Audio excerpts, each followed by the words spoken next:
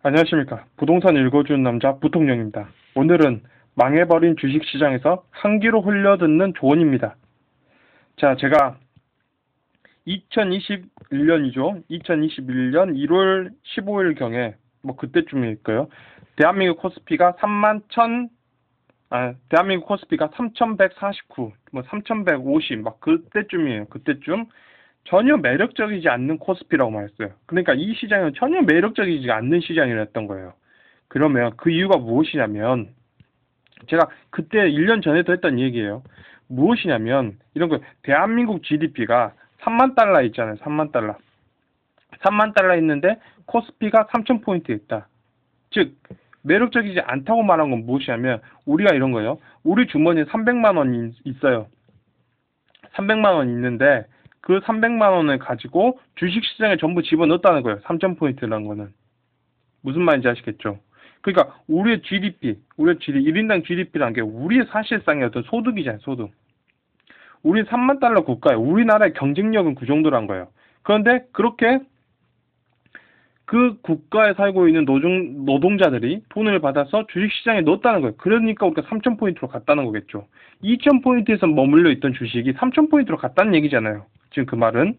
자, 그래서 우리가 2,000포인트, 우리가 2만 달러 시대 때 우리는 2,000포인트에서 놀고 있던 그 주식이 3만 달러에 도달해서 3,000포인트를 넘었다는 거예요. 그러면 이게 이제 여기서 매력적이냐고 물어본다면 전혀 매력적이지 않죠. 그러니까 우리가 3만 달러 국가인데 코스피가 2,000포인트 있다면 그건 매력적이라고 말할 수 있을 거예요. 그런데 그게 아니라 그 매칭이 이루어진 장계란 거죠. 그러면 전혀 매력적이지 않다고 했던 거예요. 그게 작년에 했던 얘기죠. 자, 그래서 우리는 어쨌든 지금요 4만 달러 국가 경쟁력을 봤나요? 못 봤나요? 우리는 못 봤어요. 여기서 중요한 건 그거예요. 우리는 못 봤다는 거예요. 4만 달러 국가 경쟁력을 보지 못했다는 거예요. 그리고 대한민국 보다시피 있죠. 환율이 있어요. 자, 우리가 이쯤에서 우리가 무엇이냐면 대한민국의 2001년도니까 2001년도에 우리가 뭐 34,000 뭐 이랬다는 거잖아요, 지금. 그럼 환율 자체가 어떻게 됐죠? 그래요. 달러가 고평가되지 않았던 시점이란 거잖아요, 지금. 그러니까 달러가 고평가됐던 시점이 아니었던 그 지점이란 거죠. 아니었던 지점이죠. 근데 달러가 고평가돼 있던 지점을 본다면 이렇게 있었죠. 자, 그러니까 우리는 어쨌든 달러가 지금 고평가로 가고 있잖아요. 그러면 우리가 볼 수 있는 건 무엇이냐면 대한민국의 GDP가 어떻게 됐다. 이걸 어느 정도 감을 잡아보면 우리는 32,000포인트 정도. 그러니까 우리가 갖고 있는 포인트나 32,000, 33,000포인트에서 지금 계속 거기서 어떤 횡보하고 있을 수밖에 없다는 게 느껴지잖아요. 우리가 지금 환율을 보면 느껴지죠. 여기서 대한민국의 뭐 어떤 이런 게 있죠. 뭐 900으로 떨어지거나 그러진 않겠잖아요, 그게. 그래서 우리는 GDP는 한 32,000 정도. 그러니까 박스권 안에 갇혀 있다라고 보시면 될 것 같아요. 자, 그래서 우리가 다시 한번 말씀드리지만 이런 박스권에 갇혀 있다는 걸 느낄 수 있잖아요, 여러분. 느낄 수 있잖아요. 그러면 3,000포인트 이 정도 3,100포인트 뭐 3,200포인트 이쯤에서는 어떠다? 매력적인가요? 전혀 매력적이 않다는 거예요. 대한민국의 어떤 코스피 시장 자체가 매력적이 않다. 대한민국의 주식시장 자체가 매력적이지 않다는 거예요. 그래서 그러면 그런 시점에서는 어쩔 수 없는 거예요. 매도했던 게 맞죠. 그때 시점에서는. 근데 지금 우리는 3,200포인트 정도. 그러니까 우리가 32,000달러죠. 32,000달러 정도로 우리는 중심으로 놓고 있다고 봤을 때 지금은 코스피가 2,600포인트예요. 그러면 우리는 이때 어떤 생각을 해야 되는 거냐면 이게 개별 쓰레기 종목이 아니라면 그러니까 이런 거예요. 종목 중에서 뭐 굉장히 뭐 대주주가 무슨 장난을 쳐서 이번에 감옥에 들어가고 상장 폐지가 되고 막 그런 쓰레기 종목이 아닌 이상 현 주가는 매력적이라는 거예요. 그게 아니라면 그런 거예요. 그러니까 이런 거예요. 2,600포인트니까 너무 매력적이니까 지금 대주주가 구속되고 막 무슨 망하고 뭐 적자가 뭐 5년 적자에다가 지금 안에 보니까 지금 뭐 분식회계 했고 뭐 이런 종목까지 다 좋아요 이런 건 아니잖아요. 뭐 그런 게 아니라면 현 주가는 매력적이라는 거예요. 무슨 말인지 아시겠죠? 왜 우리는 지금 3,200포인트, 32,000달러 정도인데 포인트는 2,600포인트 정도니까 그런 거예요. 자, 그런데 여기서 중요한 건 무엇이냐면 어쨌든 우리는 지금 살아남는 이야기잖아요. 그런데 이런 경우가 있어요. 현 주가는 그랬다는 거예요. 그런데 나는 지금 3200포인트에 들어가서 물린 사람들이 어마어마하게 많다는 거예요, 지금.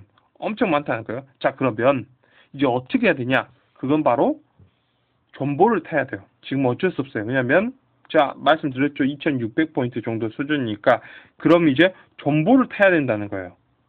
자, 그래서 보세요. 매도 사인은 언제였냐면 이때가 매도 사인이에요.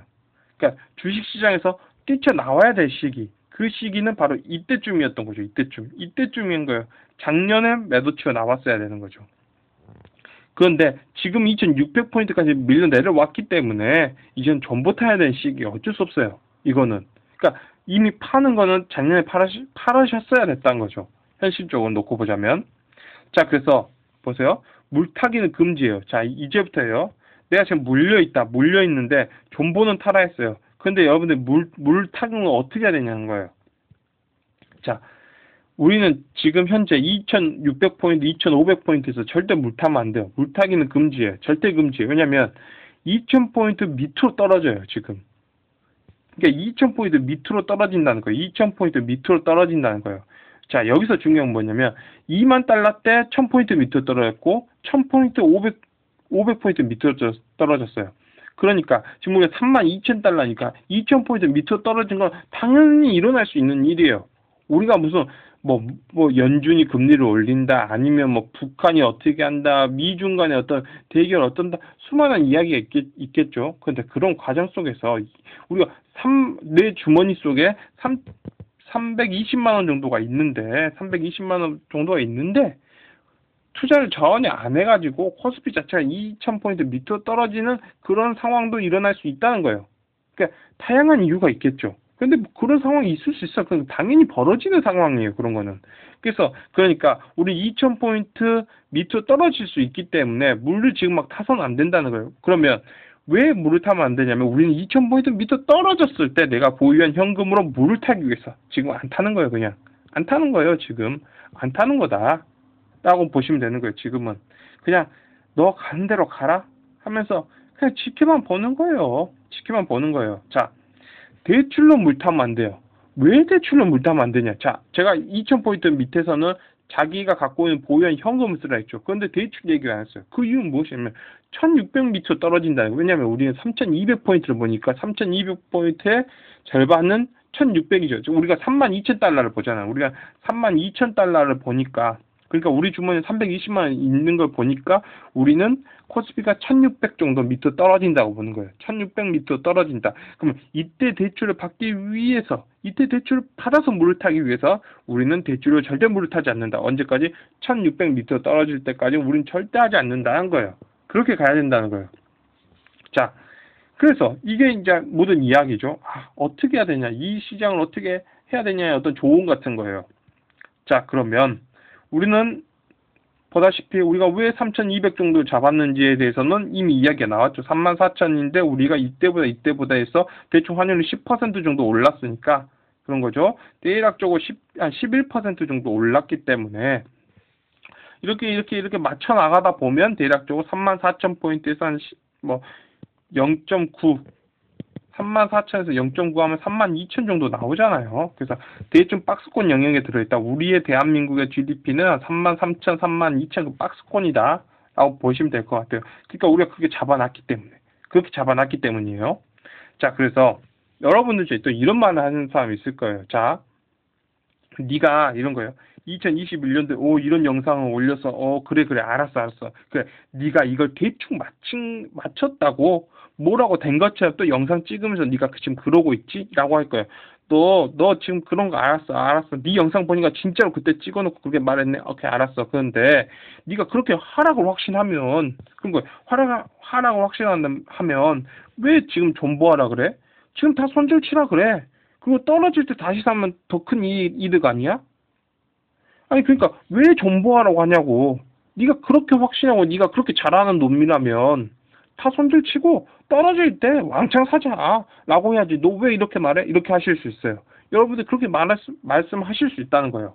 자, 그런데 자 보세요 여러분들. 존버를 안 하면 어떻게 되는지 그게 어떻게 되냐면 이게 살짝 반등을 줄 때 있어요. 자, 여러분 존버를 안 해?